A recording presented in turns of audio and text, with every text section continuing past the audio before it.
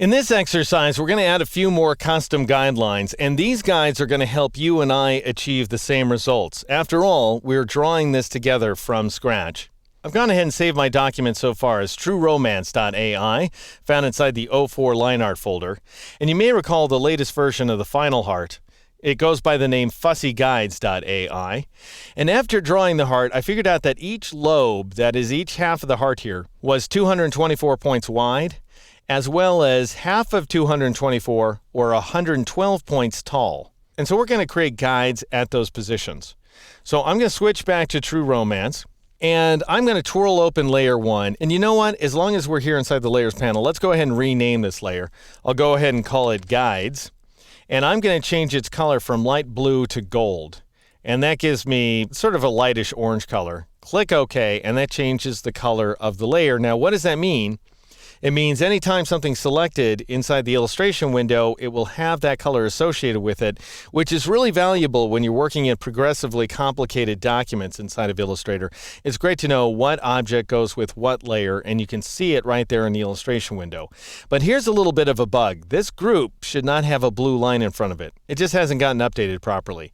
So I'll twirl close guides and then twirl it back open, and you will see now that this group has the right color associated with it. Let's twirl it open.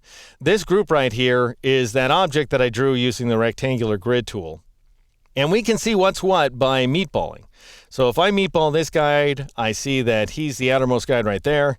And then if I meatball this one, I see that that's the horizontal center line. And if I meatball this one, it's the vertical line. So you know what? I'm going to rename these guys a little bit. I'm going to double click on the lowest item, and I'm going to call it perimeter. And then I'm going to double click on this guy right there, and I'm going to call him H for horizontal, just so I know he's a horizontal guide. And then I'll double click on this one and call him V and click OK. Now, what I'd like to do at this point is take this guideline and duplicate it 224 points over to the right. So I might get my black arrow tool. Doesn't matter if I get black or white arrow for this maneuver. Just go ahead and grab it and drag it over. The problem is that my guides are locked. So I'll go up to the View menu. I'll choose Guides, and I'll choose Lock Guides like so in order to unlock those guides.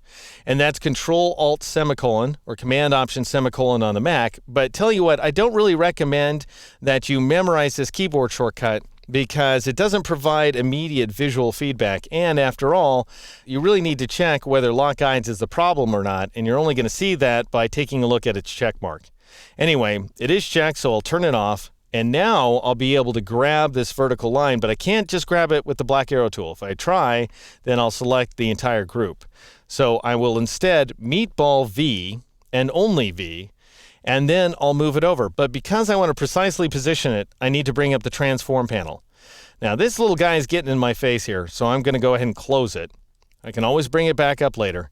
I'll click on Transform up here in the Control panel to bring up my Transform subpanel. That's not the only way to get to it, but it's the easiest way. Then I'll change my X value. Now you might wonder, why X, why not Y? Well, if I change the Y value, I'm going to move the line up and down, which would serve no purpose whatsoever. That would just mess up the registration. Instead, I want to move it either to the right or to the left, and that's X for you. So when you have a vertical guideline selected, the X value is what matters. When you have a horizontal guide selected, you care about the Y value. All right, I want to move this line 224 points over to the right. After the PT right there, I'll enter plus 224. So I'm going to do some math, and a positive change will move the line over to the right. A negative change would move it to the left. Now, if I were to press the Enter key or the Return key on a Mac, I would move this line. That's not what I want to do. I want to duplicate it. And to duplicate things in Illustrator, you press the Alt key on the PC or the Option key on the Mac. So I'll press Alt-Enter here on the PC or Option-Return on the Mac in order to duplicate that line.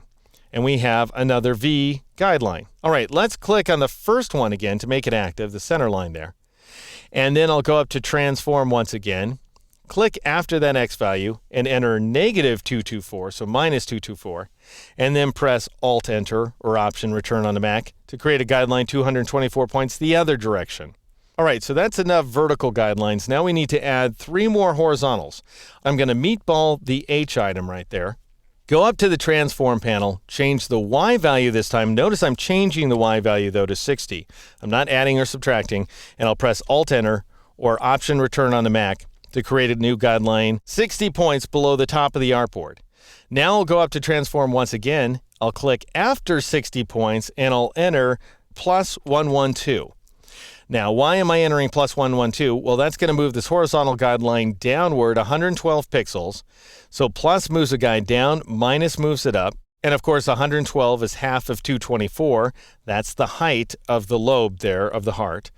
And so I'll press Alt-Enter or Option-Return on the Mac in order to create a guideline at that position. And then finally, I'm going to go back to Transform, and I'm going to change the Y value once again to 474. Again, I just measured the bottom of the heart this time. And I'll press Alt-Enter or Option-Return on the Mac to create a new guideline at this position. And we now have created all the guidelines that we need. The only thing I might do at this point, if I just wanted to make sure I understand which guide is which, is I'll sort of click around here because now I have so many different guides to choose from. I'll meatball this first H line, and that happens to be my original center line. And I'm going to go ahead and rename it by double-clicking on the H center. So I know that's my original center line. And then I'll go up to the bottom V right there. I bet that's my original vertical center. It is. And I'll double click on V and I'll change it to V center like so. And then I'll click OK. And now I think I've got everything set up pretty much the way I need it. I'll go ahead and twirl close group. And I'm going to add one more layer. On top of guides here, I'm going to add a new layer by clicking on Create New Layer, that little page icon at the bottom of the Layers panel.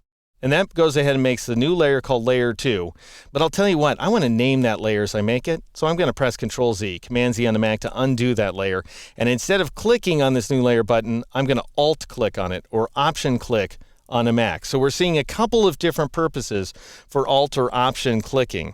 One is to clone objects. The other is to change the behavior of a dialog box. If a dialog box automatically comes up, Alt or Option clicking is going to make it go away. If it doesn't come up by default, Alt or Option clicking is going to force its display, and you'll see so many examples of this throughout this series.